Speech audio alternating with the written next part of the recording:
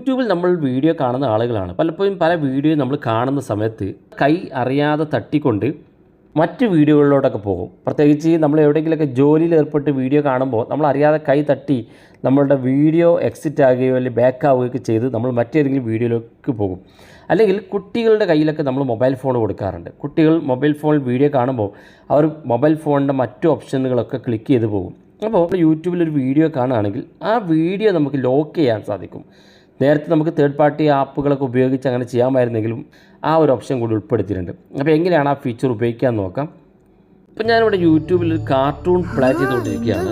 വീഡിയോക്കകത്ത് തന്നെ നമ്മൾ video open ചെയ്ത് കഴിഞ്ഞാൽ വീഡിയോക്കകത്ത് തന്നെ ഒരു സെറ്റിങ്സിൻ്റെ ഐക്കൺ കാണും. അത് ക്ലിക്ക് ചെയ്ത് കൊടുക്കുക.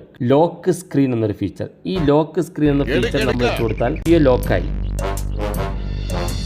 ഇനി ഇത് നമ്മുടെ സ്ക്രീനിൽ എവിടെ ടച്ച് ചെയ്താൽ നമുക്ക് ഈ വീഡിയോ ഒന്നും സംഭവിക്കില്ല. വീഡിയോ കാണുകയും ചെയ്യാം.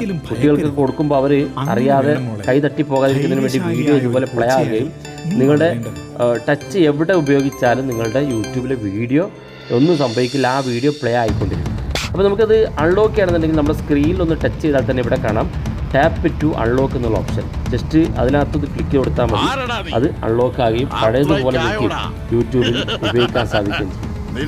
യൂട്യൂബിനകത്ത് വളരെ ഇൻട്രസ്റ്റിംഗ് ആയിട്ടുള്ള ഫീച്ചറാണ്. അത് കുട്ടികൾക്ക് മാത്രമല്ല സാധാരണ നമുക്കൊക്കെ നമ്മൾ വീഡിയോ പ്ലേ ആകുമ്പോൾ നമ്മുടെ കൈ അറിയാതെ തട്ടിപ്പോകുന്നുണ്ടെങ്കിൽ ഇങ്ങനെ ചെയ്താൽ യൂട്യൂബിനകത്തുള്ള ഈ സെറ്റിങ്സ് ഉപകാരപ്പെടും. നേരത്തെ നമ്മൾ തേർഡ് പാർട്ടി ആപ്പുകളൊക്കെ ഉപയോഗിച്ച് ചെയ്യാറുണ്ടെങ്കിലും ഇപ്പോൾ യൂട്യൂബ് തന്നെ ഈ ഫീച്ചർ കൊണ്ടുവന്നിട്ടുണ്ട്. വീഡിയോ ഇഷ്ടപ്പെട്ടെങ്കിൽ നിങ്ങളുടെ സുഹൃത്തുക്കൾക്ക് മറക്കാതെ ഷെയർ ചെയ്ത് കൊടുക്കുക. ഇതുപോലുള്ള വ്യത്യസ്തമായ അറിവുകളുമായി നമുക്ക് അടുത്ത വീഡിയോയിൽ കാണാം.